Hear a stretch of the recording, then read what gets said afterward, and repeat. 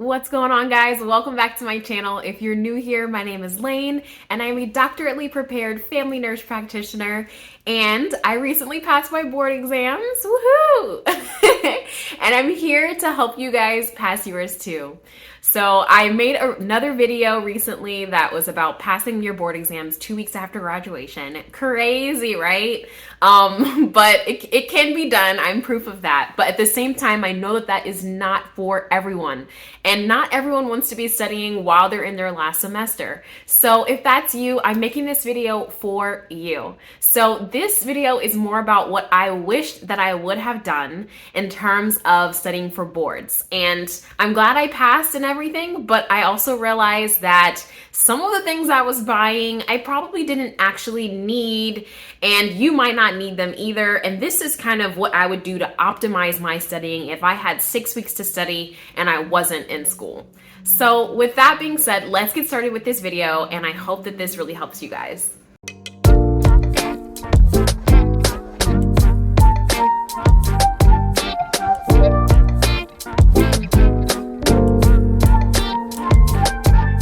So the first thing that you're going to want to do is actually schedule your exam. Now, some of you might still be about to graduate. You might not have your authorization to test yet, which is fine. If you don't have that, go ahead and write down an imaginary date, or at least what week you think you'd be ready to take your exam. I think that once you actually have that written down, it's a lot easier to hold yourself accountable with your studying. Once you have that date solidified, go ahead and start an actual study calendar. Write down what you're going to be studying every single day. What I did was I looked through the study book that I was using, and it broke everything down by systems and even a little bit by specialty, whether that be, pregnancy, pediatrics, etc.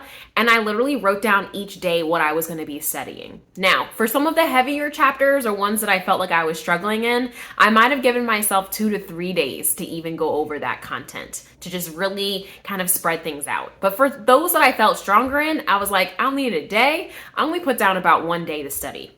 This is all going to be up to you. But realize that in those 6 weeks, usually I would probably take the first 4 to just review content, whether that be through a review book, review course, and just really focus in there on actually breaking down each system and making sure that you know each system well. Next, I would recommend getting 1 review book and 1 review course. I think both of those together really helped me. I wouldn't really buy more than that. I don't think that you need multiple review books, and I don't think that you need multiple review courses. Personally, I think after about those 2 resources, it can start just being kind of all jumbled together. It gets kind of confusing because it's like, this source is telling me this source is telling me this, who do I listen to? And that can be kind of frustrating. So for me, what I liked was the Leak review book as my book, and I don't know what everyone uses, but most people that I've talked to have been using the Leak book as well. This book really does have everything that you need to know. Outside of a few editing errors that could be a little frustrating, most of this information is very solid. And they also have an online resource with question banks and practice questions and full-length practice tests as well. So I would recommend this book for me personally, but find a book that works for you. Next, in terms of review courses, I really liked having one that I had access to for about a month. There are also review courses that you can take that are over 2 days, and maybe they'll give you a study guide as well. It's really up to you. I personally liked being able to have access to it for longer because I tend to be someone who needs to space things out more than just kind of having everything crammed. But either way, pick something that works for you and stick with it. Some of them even come with podcasts or like audio that you can listen to. So whatever you know is your study method, go ahead and hone into that and choose something that works. In addition to that, I would recommend choosing 1 to 2 question banks that you can use to review outside of the review courses that you've already taken. So for me, I had the Leak book. I was also using the Leak question bank, which I really enjoyed. And then I also used Sarah Michelle in P Review for my review course. But while there were some questions and some practice questions within her comprehensive review bundle that I used, I knew I needed some more questions. So I really enjoyed also buying the Sarah Michelle question bank, and I also had TrueLearn through my school as well. I felt like those two resources together were very, very helpful. I felt that one of them was a little bit harder than the other, but I felt like I was getting a good variety of questions, and I felt like I wasn't missing anything. I feel like what works is if you have a really good question bank that you really like the rationales, and at the end of it, you don't leave it feeling like terrible about yourself and feeling like you know absolutely nothing. That goes for the review course too. Like, you want something that like you don't leave it feeling absolutely like I'm not going to pass this, but at the same time, you feel like you're learning something as well. About 2 weeks before my exam, I shifted my focus from reviewing content to actually doing more practice questions and doing full-length exams to kind of prepare my mind for what it was going to be like to take such a long exam, and also to read through those rationales and feel like I was really taking the test correctly, because there is some strategy to test taking as well, and I wanted to make sure that I was honing in on that. I think the number of practice questions you do is really going to vary from person to person. I think for me, I did about over 2,000 questions. And I don't think that that's something that you have to do. Like I said, I'm a very practice question based person. I didn't do a lot of flashcards. I didn't do anything like that. So going through more practice questions really helped.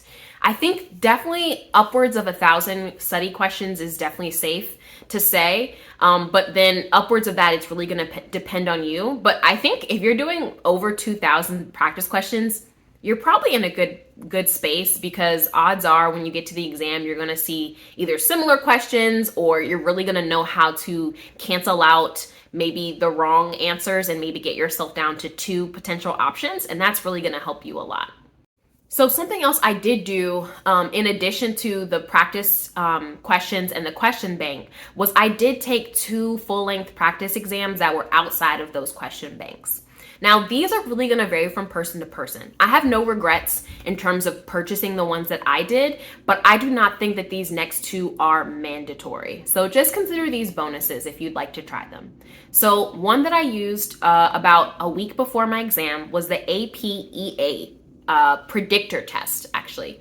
So I thought this was helpful because I was in a place where I just really wasn't sure if I was ready. I was like, I don't know that the study sources that I'm using are actually preparing me for the test. So how can I kind of figure that out before the exam? So that is why I found the APEA exam. And it was about $30, which I didn't think was too bad.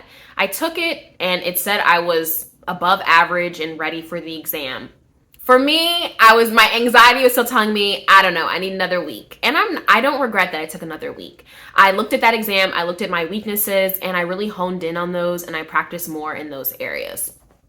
I would recommend this to someone who's feeling like they're anxious, not really sure where they are at all.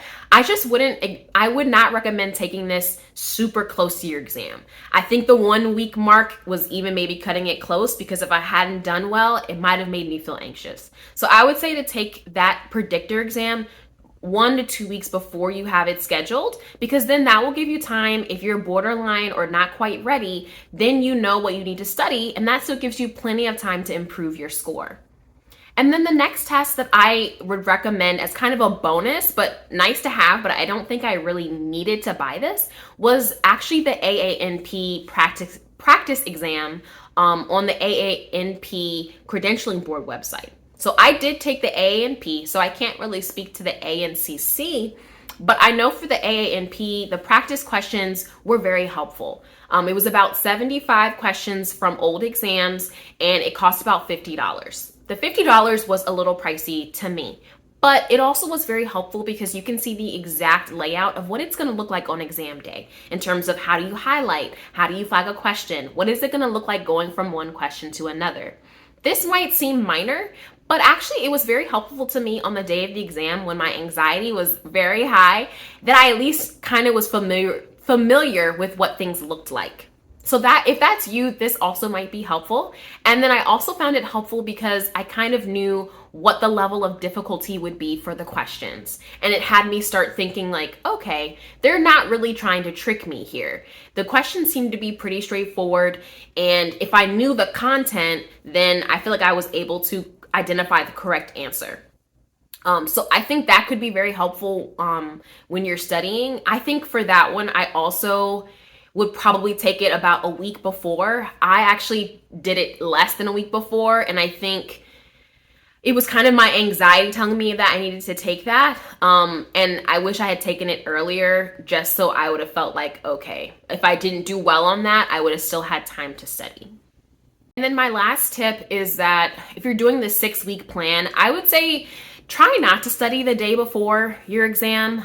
It's really up to the individual, but I felt like the day before the exam, I pretty much knew everything that I was gonna know for the exam at that point, and it felt good. I mean, in the morning, I did end up studying somewhat, but I kind of wish that I hadn't and I had just relaxed. But in the afternoon, I didn't do any studying, and I tried to do a pleasurable activity that would kind of take my mind off the exam just to kind of ease me in, because you really want to have a good night's sleep. You want to be well rested. You don't want to be super stressed or anything when you take the exam the next day. So just really make sure you're taking care of yourself, and make sure that you have some kind of plan for your anxiety, because even if you're not someone who typically is anxious about test taking and things, something about going into this official test taking environment can raise a little bit of anxiety, especially with a test that determines, if you're able to be licensed and credentialed. So just make sure you're taking care of yourself, and make sure you have a plan in terms of taking breaks during the test, whether that be every 25 questions, you draw a picture on your scratch paper or something like that. But just make sure you have a plan as you're taking those full-length practice exams of how you're going to pace yourself and how you're going to ease your anxiety during the exam. All right, so I hope that helped you guys. That is the 6-week plan that I wish I had had if I hadn't actually been trying to take my exam pretty close to graduation. If I was off during the summer and that's what I was doing, that's what I would do. And just make sure you're not overdoing it. I don't think I would spend definitely not more than 8 hours a day studying. And I think even less than that, depending on what kind of studier you are. If you're someone who studies with lots of breaks, then maybe it would end up being about 6 to 8 hours. But if you're someone who's really intense and gonna study and sit there, I personally don't think that you need to really be doing more than 6 to 7 hours a day if you're pacing yourself out. And I just think it's important to take weekends just to make sure your mind is not getting too overwhelmed. But I hope that you guys do well. Please comment any questions below. Make sure to give this video a thumbs up and share it with a friend that you know is taking their board exams. And I'm just rooting for you guys, and I know that you guys can do it. And I will definitely be sharing more tips in future videos. All right, I'll see you in the next one. Peace.